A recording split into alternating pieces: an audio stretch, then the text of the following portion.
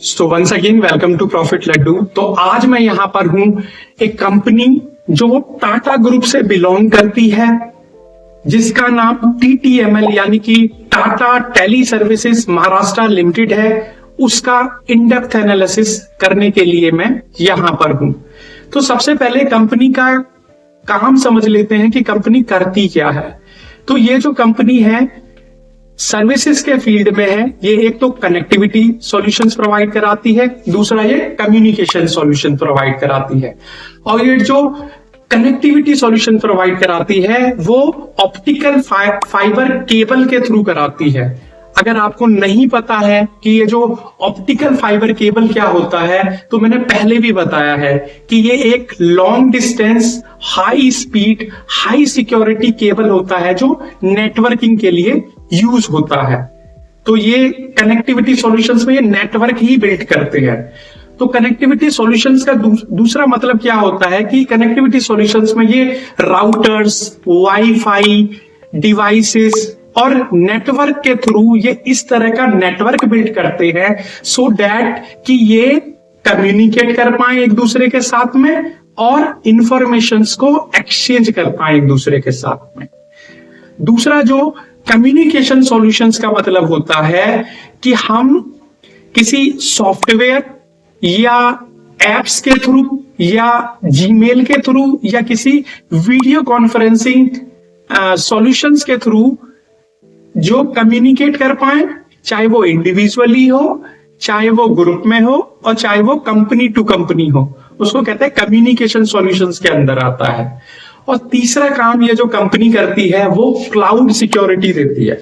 अब cloud security क्या हुआ, सबसे पहले तो क्लाउड को समझ लेते हैं।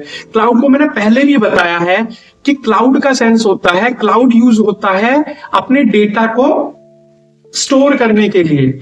अगर कोई भी डेटा क्लाउड के अंदर है तो उसको कहीं से भी एक्सेस किया जा सकता है। जैसे जीमेल जो है एक क्लाउड बेस्ड ईमेल सर्विस है। अगर जीमेल पे आपका कोई ईमेल पड़ा हुआ है तो आपके पास क्या होना चाहिए, केवल एक आईडी होनी चाहिए और एक पासवर्ड होना चाहिए। उससे किसी भी कंप्यूटर से और किसी के भी मोबाइल से आप उस लेटर को जो जीमेल पे पड़ा हुआ है एक्सेस कर सकते हो आसानी से। तो वो होते हैं क्लाउड बेस्ड जो डिवाइसेस है, क्लाउड की सिक्योरिटी प्रोवाइड कराती है, यानी डेटा को ये सिक्योरिटी प्रोवाइड कराते हैं। चौथा जो चीज क्या करते हैं, ये cloud based communication platform provide कराते हैं सो दैट कि जो लोग हैं एक दूसरे के साथ कम्युनिकेट कर पाए। एक ऐसा प्लेटफॉर्म जहां पर अगर कोई इंफॉर्मेशन भी वो साझा करते हैं एक दूसरे के साथ में तो नेक्स्ट डे उस इंफॉर्मेशन को वो एक्सेस भी कर पाए कहीं से भी।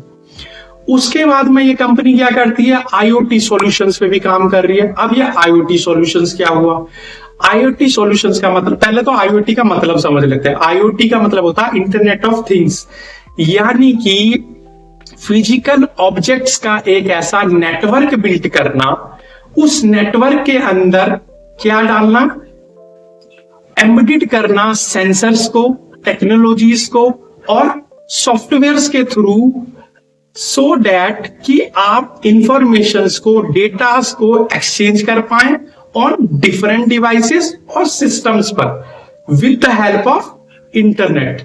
यानी कि एक फिजिकल जो ऑब्जेक्ट्स है उससे क्या कर रहे हैं, एक नेटवर्क बिल्ड कर रहे हैं। उस नेटवर्क में क्या कर रहे हैं, ये सेंसर्स, टेक्नोलॉजी और सॉफ्टवेयर के थ्रू इंफॉर्मेशंस को एक्सचेंज कर रहे हैं एक दूसरे के साथ में।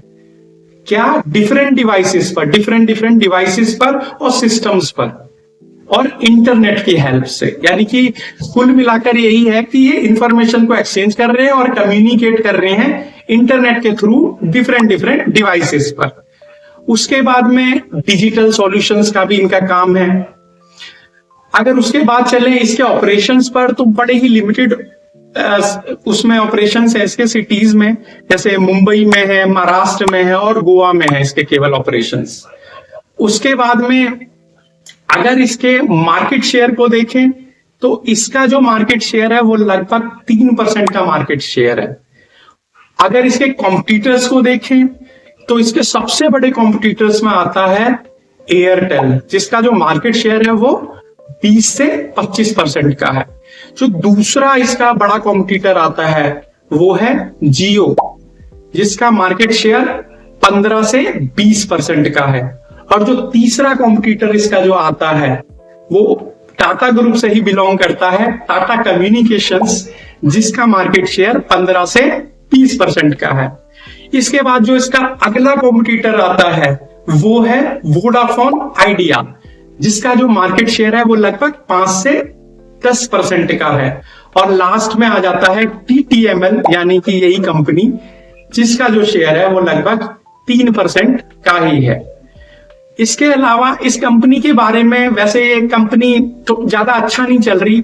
जो कंपनी टाटा ग्रुप की अच्छा नहीं चलती उसमें क्या करता है, जो टाटा और सन्स है, टाटा और सन्स की पॉलिसी क्या है कि भाई अगर तुम्हें किसी तरह का कोई उधार चाहिए, पैसे चाहिए तो हमसे ले लो, अगर लीडरशिप चाहिए, कोई लीडर चाहिए तो वो भी हमसे ले लो।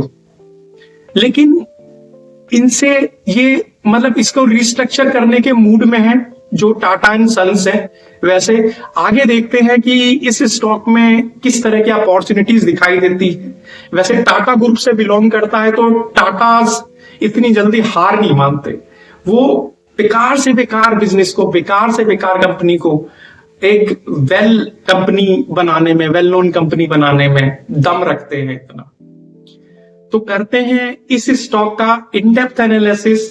तो चलते हैं मेरे साथ कंप्यूटर स्क्रीन पर। आज मैं यहां पर हूं एक कंपनी जो कि टाटा ग्रुप से बिलोंग करती है और जिसका नाम Tata tele services Maharashtra limited है, उसका इन डेप्थ एनालिसिस करने के लिए। और जो कंपनी का जो कोर बिजनेस है वो कनेक्टिविटी सर्विसेज और कम्युनिकेशन सर्विसेज में है। तो सबसे पहले शुरुआत करते हैं इसके फंडामेंटल एनालिसिस से। तो मार्केट कैप देख लेते हैं सबसे पहले। अगर मार्केट कैप देखें कंपनी का तो वो 11,647 करोड़ का है, जो कि एक मिड कैप कंपनी का होता है। ठीक है जी। स्टॉक का पी अभी दे नहीं रखा है, स्टॉक का आरओई भी नहीं है, स्टॉक का आरओसी दे रखा है, वो है 47.9। तो इंडस्ट्रियल पी से तो कंपेयर कर नहीं सकते, स्टॉक का पी वगैरह नहीं है, मिड कैप कंपनी है। आरओसी ठीक है, इसका आरओई दे नहीं रखा है पूरी तरह से। प्रमोटर्स होल्डिंग, सबसे बड़ी चीज जो खास बात है इसमें दैट इज कि जो प्रमोटर्स होल्डिंग है ना वो बहुत अच्छी है इसकी। बिकॉज जो टाटा ग्रुप है ना उसकी खास बात यही है कि चाहे कोई कंपनी प्रॉफिट बना रही हो, लॉस बना रही हो, लेकिन वो अपनी होल्डिंग्स को इतना आसानी से नहीं छोड़ते। कंपनी को कहीं ना कहीं से कोई ना कोई रास्ता जरूर ढूंढ लेते हैं उसको प्रॉफिट में लाने के लिए। क्योंकि आपने शुरुआत में देखा होगा जो टाटा मोटर्स भी है वो कहीं ना कहीं पे लॉस में थी, उसके बाद में उसको प्रॉफिटेबल किया गया। तो डेट इक्विटी भी दे नहीं रखा है इन्होंने। ठीक है जी। बाकी यही सारी चीज़ें, प्लस परसेंटेज है नहीं, ये बुक वैल्यू वगैरह जो है ये इसकी माइनस में है। वैसे जो स्टॉक का प्राइस चल रहा है वो 59.60 पे चल रहा है। चलो आगे चलते हैं। देखो अभी तो इसका जो करंट सिनेरियो दिखाई दे रहा है, मोमेंटम कुछ खास है नहीं, क्योंकि नीचे चल रहा है 50 DMA और 200 DMA से। उसके बाद में अगर पी तो कंपेयर कर नहीं सकते, वो दे ही नहीं रखा था। उसके बाद में इसके जो बड़े कॉम्पिटिटर्स हैं जिनमें भारतीय एयरटेल, वोडाफोन और जिसमें जियो वगैरह भी हैं जिसमें, ठीक है ना, तो इसका दे ही नहीं रखा पी, तो कंपेयर तो क्या होगा फिर। अगर इसका प्रॉफिट लॉस देखें तो देखो इसमें खास बात है, अभी ये ऑपरेटिंग प्रॉफिट देख लेते हैं इसका। किसी ने मेरे से कहा कि किसी कंपनी का प्रॉफिट जो ऑपरेटिंग प्रॉफिट है वो मार्जिन ज्यादा है, ऑपरेटिंग प्रॉफिट मार्जिन, तो उस कंपनी का जो स्टॉक का प्राइस है वो भी ज्यादा होना चाहिए। तो यार ऑपरेटिंग जो प्रॉफिट होता है it is associated with the company core activity. Operating profit तो उससे आएगा ना, कंपनी जो बिजनेस कर रही है उससे जो प्रॉफिट्स बनेंगे, उसके जो मार्जिन्स हैं वो ऑपरेटिंग प्रॉफिट मार्जिन्स होते हैं। और कंपनी में जो शेयर होता है, स्टॉक का प्राइस इंक्रीज करता डिक्रीज करना, तो उसकी प्रॉफिट, टोटल प्रॉफिटेबिलिटी और उसकी वैल्यूएशन की मार्केट उसे किस तरह से वैल्यू करता है और उसका मार्केट कैप बढ़ता है या नहीं बढ़ता है, तो उस चीज़ पे डिपेंड करता है। तो सिंपल सी चीज़ है, ऑपरेटिंग प्रॉफिट मार्जिन ज़्यादा होने से कम होने से थोड़ी कोई उसके स्टॉक के प्राइस पे इम्पैक्ट पड़ेगा। तो ऑपरेटिंग प्रॉफिट मार्जिन जैसे इसके 45-43% के हैं। बाकी इसका जो नेट प्रॉफिट है भाई वो थोड़ा सा कंसर्निंग तो है ही है, माइनस में है सारा का सारा, 1100 करोड़ माइनस, 1200 करोड़ माइनस में है। स्टॉक का कैगर भी जो 3 इयर्स और 1 ईयर्स का है वो कुछ खास नहीं है, -22 -29% का कैगर है। 5 इयर्स का 90% का है, जो कि बहुत अच्छा है। यानी कि पहले ये स्टॉक काफी भागा है, पता नहीं भागा किस वजह से है, बट भागा है क्योंकि टाटा ग्रुप तो यार अपने आप में ही बहुत बड़ी बात है। टाटा ग्रुप कोई इतना छोटी चीज नहीं है, और जिसके पीछे टाटा सन्स हो उसकी तो बात ही क्या। क्योंकि टाटा सन्स की आपको पता ही है कि पॉलिसी क्या है, कि अगर आपको कंपनी के लिए किसी तरह के कोई पैसा चाहिए उधार तो टाटा एंड सन्स पीछे खड़ा है, अगर मैनेजमेंट चाहिए, किसी भी तरह का कोई रिसोर्सेज चाहिए तो टाटा एंड सन्स पीछे पड़ा है, उसके मतलब पीछे खड़ा हुआ रहता है, हर तरह से सपोर्टिंग एक कंपनी है टाटा एंड सन्स। तो इसका CWIP भी अगर देखें थोड़ा सा तो वो 34, 59 और फिर 39 का है, यानी थोड़ा सा घटा है। वैसे CWIP घटा इस वजह से भी हो सकता है, मे बी इसमें जो कैश फ्लोज है वो -26, -2 और 18 का है, थोड़ा पॉजिटिव हुआ है। बाकी कैश कन्वर्टिंग साइकिल थोड़ा सा बड़ा है इसका, जो 40 डेज का था, फिर 36 डेज और फिर 48 डेज का हो गया है। बाकी इसमें मेजर ये जो प्रमोटर्स होल्डिंग है वो 74.36 है, विच इज़ गुड। FIIs 2.53 है, DIIs 0.12 है, और जो इसमें पब्लिक है वो लगभग 22.98 है। तो इतने ज़्यादा स्ट्रॉन्ग फंडामेंटल्स है नहीं वैसे स्टॉक के, लेकिन इसमें 2 चीज़ें बड़ी खास हैं। एक की 3 चीज़ें खास हैं। एक, जो स्टॉक है वो टाटा ग्रुप से बिलोंग करता है, जो आपको पता ही है कि जो काम नहीं होता उसको करने में बिलीव करते हैं। दूसरी चीज, इसके पीछे टाटा एंड सन्स का सपोर्ट है, इसको रीस्ट्रक्चरिंग किया जा रहा है इस कंपनी को प्रॉफिटेबिलिटी बनाने के लिए। और तीसरी चीज जो इसमें आती है वो है उसकी प्रमोटर्स होल्डिंग, यानी कि जो 74-75% की प्रमोटर्स होल्डिंग है स्टॉक के इतने ज़्यादा डिक्लाइन करने के बाद भी, वो एक बहुत बड़ी बात होती है इस स्टॉक के अंदर। बाकी चलते हैं इसके ट्रेंड एनालिसिस पे देखें तो ट्रेंड एनालिसिस आपको थोड़ा बहुत पता ही है कि इसका 1 वीक का, 1 मंथ का, 3 मंथ का, 6 मंथ का, 1 ईयर का और 3 इयर्स का लगभग डिक्लाइनिंग ट्रेंड ही है। अभी तो डिक्लाइनिंग है भाई पूरी तरह से ट्रेंड।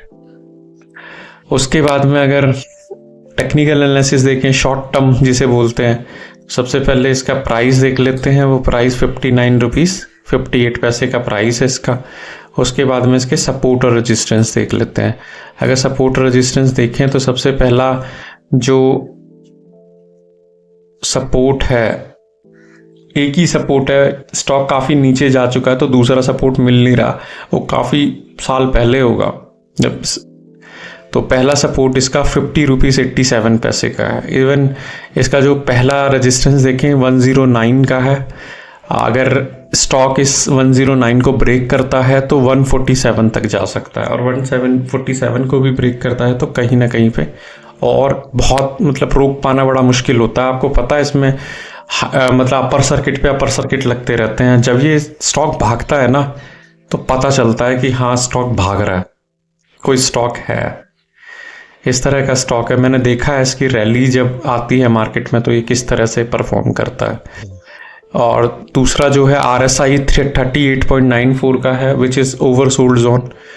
तो कुछ खास है नहीं, स्ट्रेंथ है नहीं मतलब अभी। बाकी MACD की जो दोनों लाइनें हैं दोनों पैरेलल सी चल रही हैं और मिल के चल रही हैं, तो यानी रिवर्सल के अभी तो कोई चांसेस है नहीं इस स्टॉक के अंदर। बस ओवरऑल ये जो टेक्निकल एनालिसिस में भी मेरा यही कंक्लूजन है कि कुछ ज़्यादा है नहीं। उसके बाद अगर 20 DMA वाली लाइन भी देखें इसमें, तो ये भी 20 DMA के नीचे है इसका प्राइस, तो कहीं ना कहीं पे ये अभी भी मतलब मोमेंटम है नहीं इसके अंदर। तो ओवरऑल कंक्लूजन मेरा इस शेयर के बारे में यही है कि भाई ये शेयर इस तरह का है कि जो रातों रात इस शेयर की कीमत बदल भी सकती है, बिकॉज ये बिलोंग्स करता है टाटा ग्रुप से। दूसरा, टाटा ग्रुप ने इसमें जो शेयर होल्डिंग है वो कभी घटाई नहीं है, कभी डिक्रीज नहीं की है, क्योंकि अभी भी टाटा ग्रुप का इस कंपनी पर पूरा फेथ है। ठीक है जी, जो 74.5% की इसमें प्रमोटर्स होल्डिंग है, टाटा ग्रुप से बिलोंग करता है, और इसके पीछे टाटा और सन्स का सपोर्ट है। ये तीन चीज़ें बहुत बड़ी हैं इस स्टॉक में। बाकी यार फंडामेंटल्स थोड़े वीक ही हैं, ट्रेंड एनालिसिस भी थोड़ा ऐसा ही चल रहा है, बियरिश सा है, और जो टेक्निकल भी है वो भी बियरिश सा ही है। सो अगर आप मेरे चैनल पर नए हैं तो प्लीज़ सब्सक्राइब माय चैनल, और अगर पुराने हैं तो like my video, share my video, और जो जब सब्सक्राइब करो तो बेल आइकन को हिट जरूर करो, सो दैट कि जो नई वीडियो आए, कुछ नया मैं बताना चाहूँ, वो आप तक सबसे जल्दी पहुँच पाए। So thank you so much.